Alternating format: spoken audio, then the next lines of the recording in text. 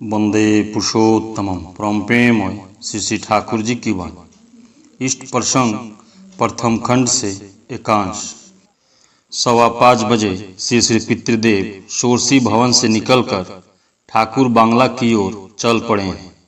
साथ में जितेंद्र देव बर्मन, डॉक्टर प्रशांत कुमार बड़ा, सुधीर समझदार, प्रणव राय, प्रनंदन सिंह, दिनेश चंद्र देव, जतिन चंद्र नाथ देव, कालीपत भौमिक आदि है। अब तक पूर्ण रूप से सवेरा नहीं हुआ, चांदनी साफ दिख रही है। ठाकुर बंगला पहुंचने पर देखता हूं कि चांदनी विदा ले रही है, अधियाला छा रहा है, अंधकार अभी दूर नहीं हुआ है। 5:15 पर सामूहिक विनती प्रार्थना आरंभ हुई। श्री श्री पितृदेव अपने निर्दिष्ट आसन पर बैठकर परमराध्य श्री श्री ठाकुर को प्रणाम करने के बाद प्रार्थना आरंभ कर दी। निखिल घटक के हारमोनियम के स्वर के साथ सुर मिलाकर सभी प्रार्थना कर रहे हैं। इन दिनों प्राय दोनों शाम पश्चिम बंगाल एवं विभिन्न प्रदेशों से अनेकों दर्शनार्थी प्राय आश्रम देखने आते हैं। आज सवेरा भी नहीं हो पाया था कि हावड़ा से कुछ लोग रिजर्व बस से पहुंचे। विनती प्रार्थना में वे शामिल हुए। प्रार्थना के बाद मैंने उन लोगों से जिज्ञासा की तो यह पता चला कि वे सभी वहां से सीधे आश्रम परिदर्शन करने देवघर आए। श्री श्री पितृदेव ने यथास्थान पर आसन ग्रहण किया। शीत आरंभ हो रहा है। सभी चादर से अपने शरीर को ढक कर बैठे हैं।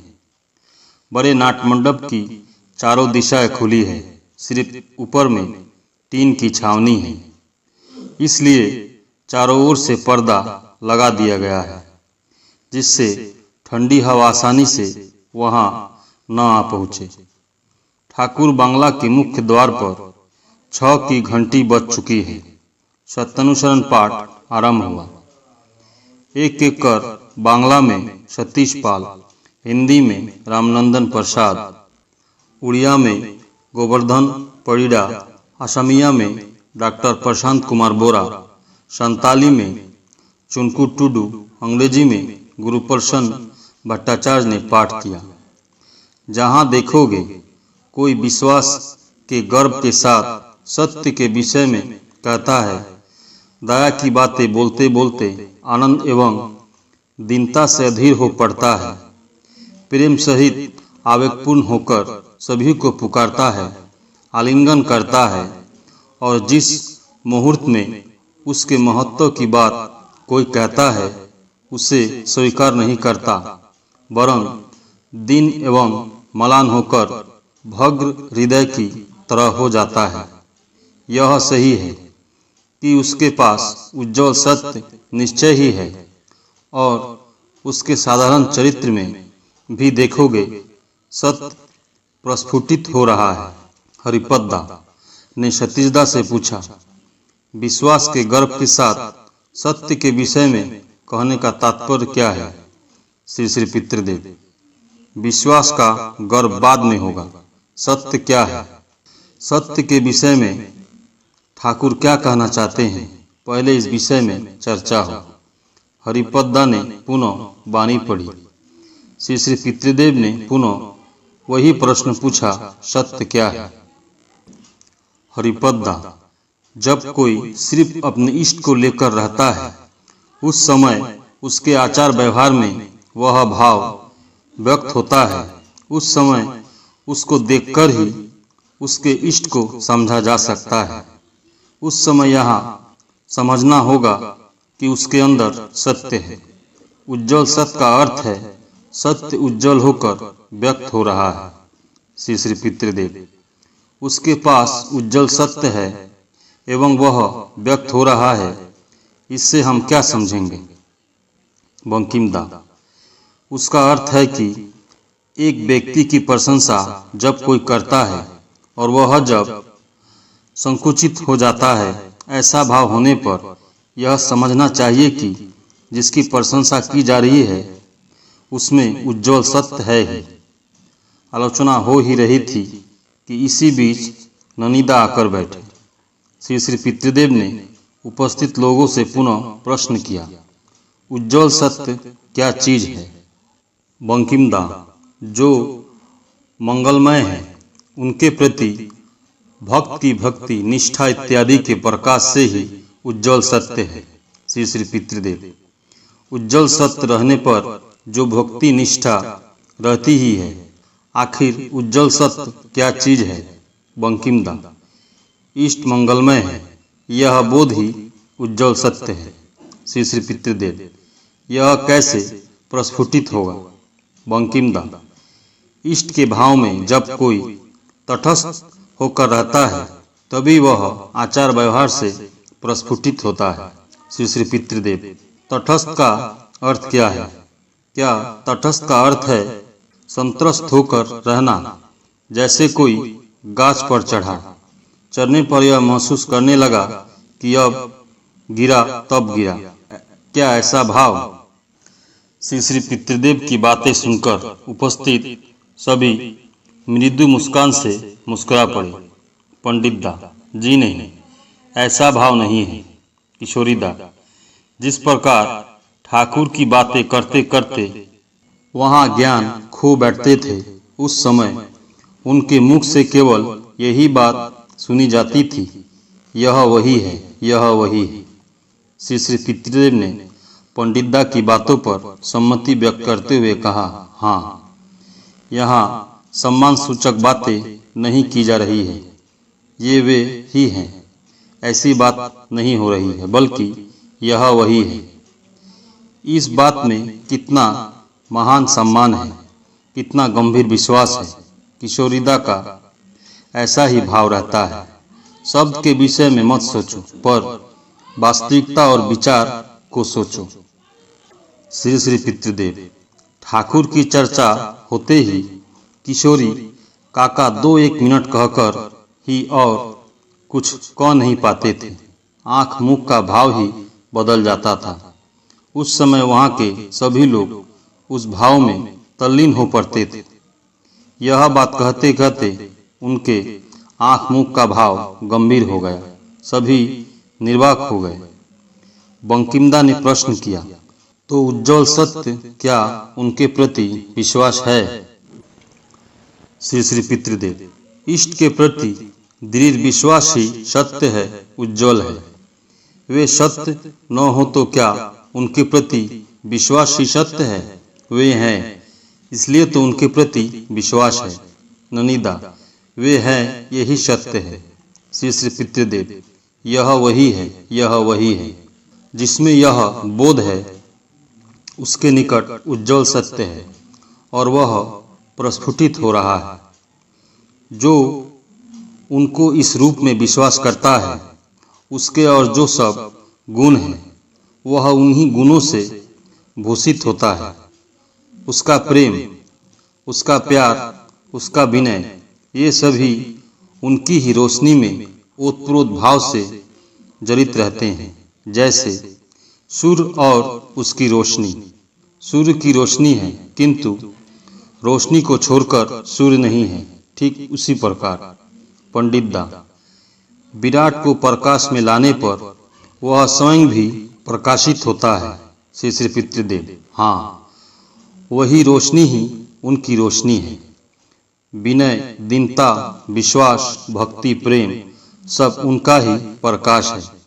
मैं तो यही समझता हूँ, उनको छोड़कर इन चीज़ों का कोई अर्थ ही नहीं होगा। ये सभी परिष्कार ही नहीं होंगे। यह वही है, यह वही है, ये वे ही है, ऐसी बात नहीं है। इससे बढ़कर और विश्वास ही नहीं हो सकता। और यह बोध जिसमें जागृत है, उसके शरीर से आँख मुख के जरिए यह प्रकाशित होता है। सिर्फ प्रकाशित ही नहीं होता है, बल्कि उसका भाव श्रोताओं में संचारित भी होता है। उस समय उसके प्रेममयी भाषण से सभी प्रेमी बन जाते हैं। जिस प्रकार ज्वालामयी भाषण मनुष्य को उत्तेजित कर देता है, उसी प्रकार विश्वासी का प्रेममयी भाषण मनुष्य को प्रेमी बना डालता है। थोड़ा रुककर उसके बाद क्या है पढ़ो। तुम भक्ति रूपी तेल में ज्ञान रूपी बत्ती भिगोकर सत्य रूपी चिराग जलाओ।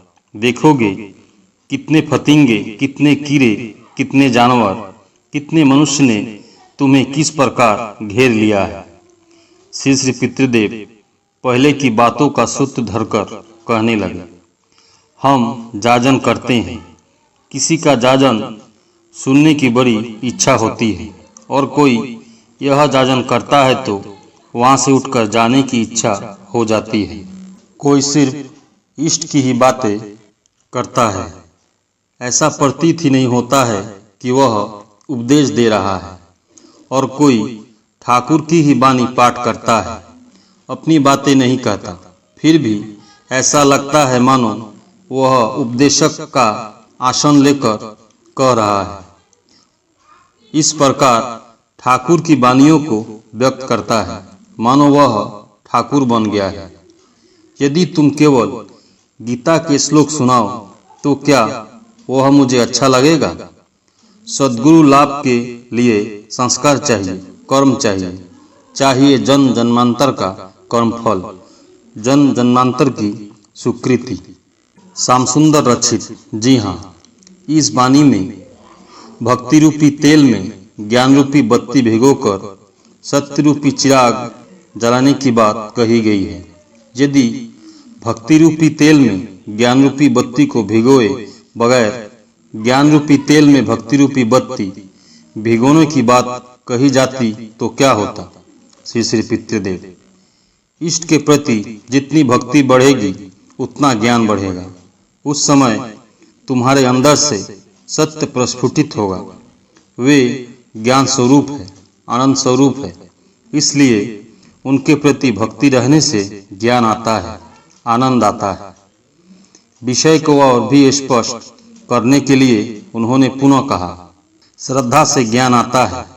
स्कूल में जाने पर तुम्हें अपने शिक्षक के प्रति श्रद्धा रखनी पड़ती है, उनकी बातों को मानकर चलना पड़ता है, तभी तो तुम्हें ज्ञान होता है, जानकारी हासिल होती है। और जानकारी प्राप्त करने के बाद ही तो भक्ति बढ़ती है। श्री श्री पितृदेव, हाँ वह तो होती ही है। थोड़ा रुककर, भक्ति जितनी बढ़ती है ज्ञान की बत्ती भी उतनी ठोस होती है। उस समय मनुष्य प्रकाशमान हो जाता है। पहले वाली वाणी में है, उस समय सत्य प्रस्फुटित होता है। श्री श्री पितृदेव ने आलोचना करते हुए कहा, जिन्हें सद्गुरु लाभ होता है उन्हें भक्ति मार्ग की साधना करने के लिए कहा जाता है। यह जब होता है तभी पूर्ण रूप से साधना होती है। जैसे स्वामी निगमानंद, उन्होंने अनेक तरह की साधना शेष कर भक्ति मार्ग की साधना आरंभ की थी। जब कोई प्रथम से ही भक्ति मार्ग की साधना करता है तो उस समय उसमें ज्ञान, भक्ति, विवेक, वैराग्य सब आते हैं। हरिपद्दा, बत्ती और तेल तो अलग अलग चीज है। भक्ति से ज्ञान कैसे होता है? तेल से तो बत्ती नहीं हो सकती है। श्री श्री पितृदेव, बत्ती अलग है, तेल अलग है, इस तरह क्या समझा जा सकता है? सब कुछ अलग है, अन्यथा सब एक ही है। भक्ति जितनी बढ़ती है ज्ञान की बत्ती भी उतनी पक्की होती है। ये सारी अनुभूति की चीजें हैं। 6:48 हो गए। सत्यानुसरण पाठ शेष हुआ। इस बार विधान विनायक वाणी नंबर 129 का पाठ कर रहे हैं पंडित दा।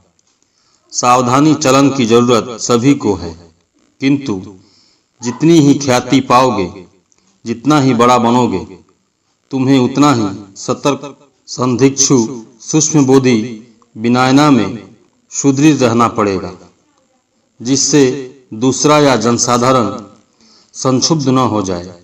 विवेक, विदित, वास्तव, सुंदर बनो। उपरोक्त वाणी के प्रसंग में श्री श्री पितृदेव ने कहा, ख्याति कौन करता है, जनसाधारण न। इसलिए यह देखना चाहिए कि जिससे वे तुमसे क्षुब्ध न हो।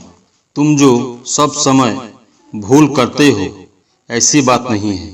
तुम अच्छी तरह चलते हो, फिर भी सब समय सजग रहना होगा। तुम्हारी व्याप्ति जितनी हो रही है उतना ही तुम्हें सतर्कता को बढ़ाए चलना पड़ेगा। लगातार 130, 131, 132 नंबर वाणियाँ पाठ की गई। इस बार 133 नंबर वाणी पाठ की जा रही है। सेवा में, अनुचर्या में, सतत संदीपना में, मनुष्य के हृदय में ज्योत्सना की तरह ढल जाओ। सभी की क्रांति विदुरित करके, उच्छल आबाद करके, प्रत्येक के हृदय में हृदय सुंदर बनकर उनमें से प्रत्येक का तुम शुभ संपद बन जाओ। वे भी अटूट संपद बन जाए, तभी तो तुम हो लोक प्रतिभु। लगातार कतिपय वाणियाँ पाठ हुई जिनमें लोक नेता के वैशिष्ट के विषय में कहा गया है। 7:05 पर पाठ समाप्त हुआ। परम प्रेममय श्री ठाकुर। सभी गुरु भाई एवं माँ को जय गुरु।